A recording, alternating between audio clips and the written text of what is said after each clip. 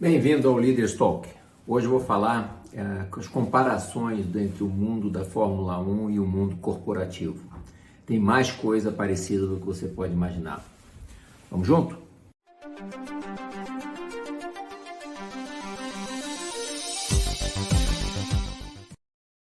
Com Hamilton vencendo agora a corrida de São Paulo, de Interlagos, me fez lembrar muito da época que eu cuidava de patrocínios.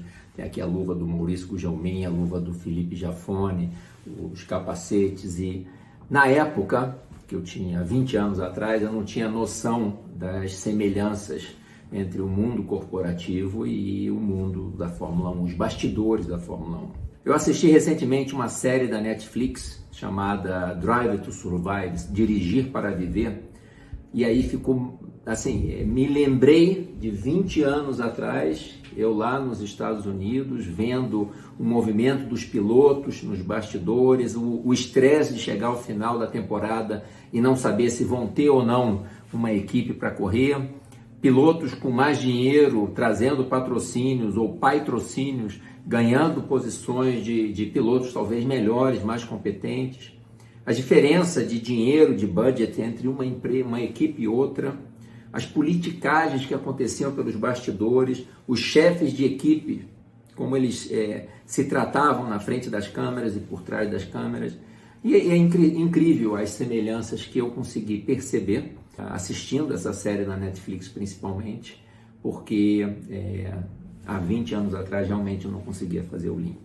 Então, eu, como eu disse, trabalhei muito tempo atrás como gerente de patrocínios, Indy, Fórmula Indy, Indy Lights e Fórmula 1 no Brasil. Foram 2 anos e meio que aprendi muita coisa ali, aprendi a negociar muito, principalmente os pay for performance, não ser somente tudo fixo, e conheci o mundo maravilhoso da velocidade.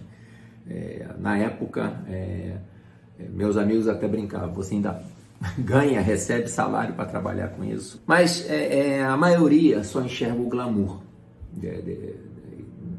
dos pilotos, das equipes, dos chefes de equipes, não consegue ver os problemas que passam por trás. Muitas vezes isso acontece também no mundo corporativo. As pessoas veem, o cara chegou a CEO, é presidente da empresa, é diretor, mas não consegue enxergar os sacrifícios ou o que acontece por trás das câmeras, né, dos bastidores. Não é só o mundo glamouroso. Nessa série da Netflix são 3 temporadas, vale a pena você ver como os pilotos, sim, na frente das câmeras estão rindo, estão sempre participando, festa, roupas, mas tem que estar fit, tem que estar em forma, tem o estresse, vai continuar ou não. Às vezes a corrida não depende só deles, aí você fica claro o trabalho de equipe. Quantas vezes um pit stop, um mecânico não ter trocado uma roda, impactou toda a corrida. E não é questão de ter o melhor carro ou não o melhor carro, e ser o piloto, às vezes é o lado mental de conseguir. Você vê a última corrida do Sérgio Pérez no ano passado em Bahrein, ele estava sem equipe, ele estava correndo pela Racing Point, o dono da equipe Lawrence Stroll, que é o pai do piloto Lance Stroll, o Sebastian Vettel ficou disponível, convidou o Checo Pérez, como é conhecido, ficou sem equipe. A primeira corrida em Bahrein, ele não foi bem, teve um problema, é a parte mental, psicológica. A segunda se classificou bem, chegou a começar bem, foi colocado para fora pelo Charles Leclerc, e aí foi ter que começar a corrida lá de trás, recomeçar na 20ª posição, e conseguiu ganhar a corrida. Então era 6 de dezembro no Bahrein, ele ganha a corrida, e vê nos bastidores lá da Netflix ele comemorando o primeiro título, primeira vitória dele, não era título, é vitória, mas ele meio que triste ainda, porque não tinha. Uma semana depois, ou 2, a Red Bull Racing, o Christian Horner convida ele para ser o segundo piloto a correr na equipe, aí o Alex Albon. Então, o mundo, e essa outra semelhança com o mundo corporativo, qualquer lugar, está mudando muito rápido. Ele tinha certeza que não ia ter mais, não ia correr a temporada de 2021, e por ter ganho a última corrida dele e ter ganho de uma forma espetacular, sair de 20. Olha esse fim de semana, o Lewis Hamilton, ele perdeu 25 posições e conseguiu ganhar a corrida. Ele já chegou com uma penalidade de 5 por ter trocado o motor, e depois ele teve um detalhe aí no DRS, a diferença na asa traseira.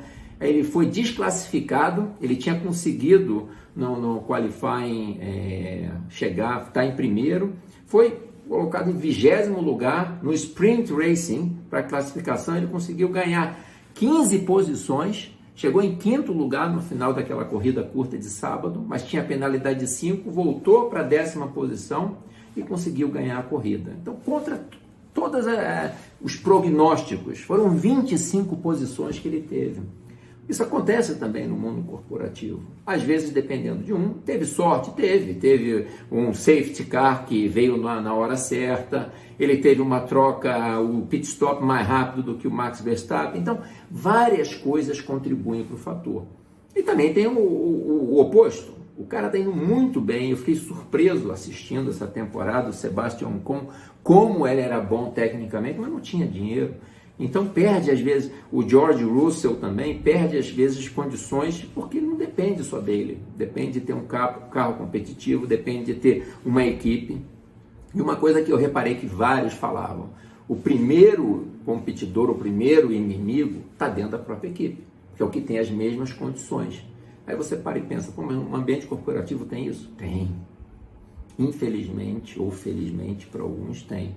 E tem empresas que ficaram famosas com essa concorrência, essa meritocracia, o que se chamava de concorrência saudável, mas muitas vezes não era saudável. Muitas vezes as pessoas puxavam o tapete. Na frente estavam sorrindo. Então, você também tem isso na empresa. O primeiro que você tem que surpreender, superar, é o seu par. Pouquíssimas pessoas, só os global CEOs que talvez não tenham um par. Todos os abaixo dele têm. Ou é chefe, head funcional global, ou cuida de uma área, de um patch, de um global. Então, se você não tem a performance boa, pode ser por qualquer motivo, uma guerra, uma pandemia, e aí impacta. Cara, você pode ter feito tudo do melhor. E aí, às vezes, você ter sortudo também. Você não fez nada, e eu já ouvi chefe dizer para outros assim, despite of you, apesar de você, a gente teve um ótimo resultado. Como se falasse, não foi por você que a gente conseguiu, foram por as condições externas. Então, essa competição, essa volatilidade, que aí eu falei, já tem um vídeo que vocês podem checar sobre a diferença do mundo VUCA, que já evoluiu para o mundo Bunny, que antes era volátil, incerto, complexo, ambíguo, e agora é brittle, é muito frágil as coisas, é muito a ansiedade, eu acho que é a palavra mais importante desse mundo Bunny.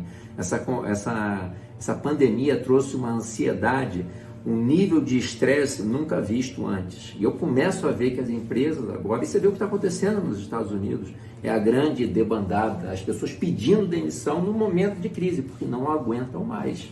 É o The Great Resignation, que também tem um vídeo muito interessante para ver sobre isso. Então, olha, de novo, achei muito interessante, se vocês tiverem tempo para assistir, se vocês gostam de Fórmula 1, Fórmula Indy ou qualquer concorrência, e vejam aí que tem muita semelhança com o mundo corporativo também. Aí, tá ok? Foi a dica que eu dei semana passada do Leaders Talk para assistir essa série, mas resolvi fazer um vídeo um pouquinho maior para explicar isso daí.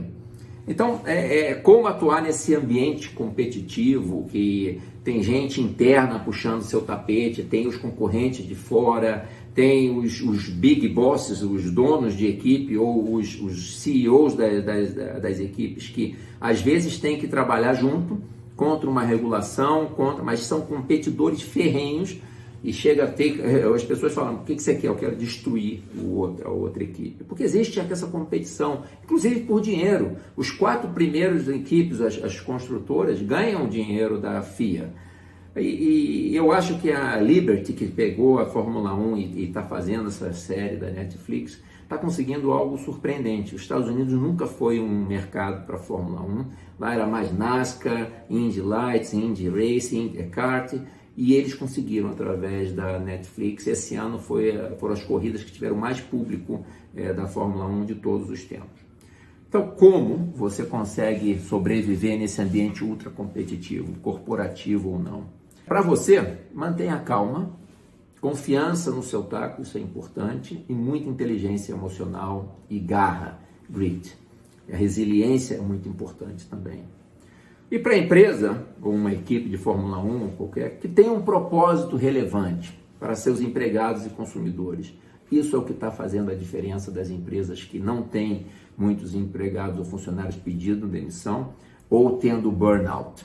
Ok? Então, eu espero que estejam gostando. Se sim, deem um like, se inscrevam no canal. Menos da metade só dos que assistem o meu canal estão inscritos.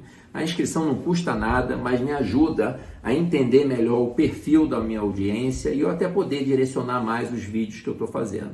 Vocês podem checar também meu vídeo no podcast do Spotify e no Apple Connect também. Ok? Conto com vocês, um grande abraço, fiquem com Deus.